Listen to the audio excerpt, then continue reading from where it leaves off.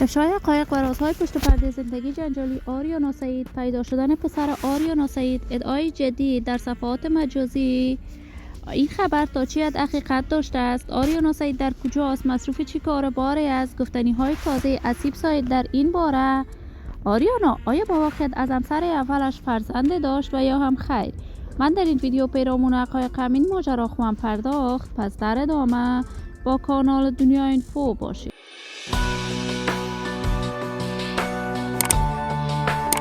سلام و سلامتی نثار تک تک از شما دوزاران نهایت ارجمند کانال دنیا اینفو. شما رو خوش آمدید میگم به یکی دیگر از ویدیوهای جذاب و دیدنی این کانال. اگر دوزید عضو کانال دنیا اینفو باشید، پس برای حمایت هرچی بیشتر از این کانال علامت سابسکرایب را فشار دهید تا بیننده ویدیوهای جذاب و دیدنی کانال دنیا اینفو باشید. آریانا سعید، هنرمند مشهور، چهره شناخته شده، مطرح و محبوب در میان مردم افغانستان است. علاقمندان و دوستداران خاص خودش را دارد. آریانا سعید عاشقانه هنر موسیقیش را آغاز کرد و توانست در مدت خیلی کوتاهی در میان مردم افغانستان شهرت و محبوبیت خوبی پیدا کند. عاشقانه آهنگ می‌سرود. آهنگ‌هایش مورد حمایت گسترده افغان‌ها قرار گرفت. وی با سرودن آهنگ‌ها به طور زنده شهرت خوبی کسب کرد. آریانا هنرمند محبوب و پرآوازه افغان بعد از تحولات سیاسی حاکم در افغانستان و کشور ترکیه زندگی میکرد. وی همواره در تلاش بود تا برندی از لباسهایش را دوباره افتتاح کند.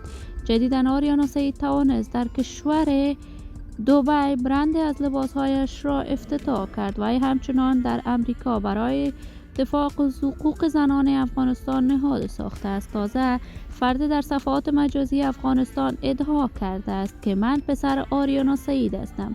تا کنون آریانا سعید و اسیب سعید جزئیات بیشتری در این باره ابراز نکردند، ولی آریانا سعید به خاطر کنسرت به کشور آذربایجان اشتراک کرده است و در آن کشور مصروف کارهای هنری و تجاریش است. من آرزوی موفقیت، کامیابی و سعادت برای آریانا سعید با جمعی جوانان و هنرمندان کشور از بارگاه عزت العزال تمنا دارم.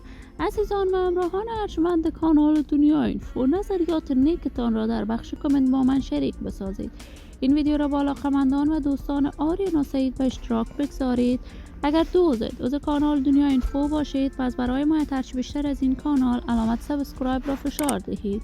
تا درود دیگر، بدرود.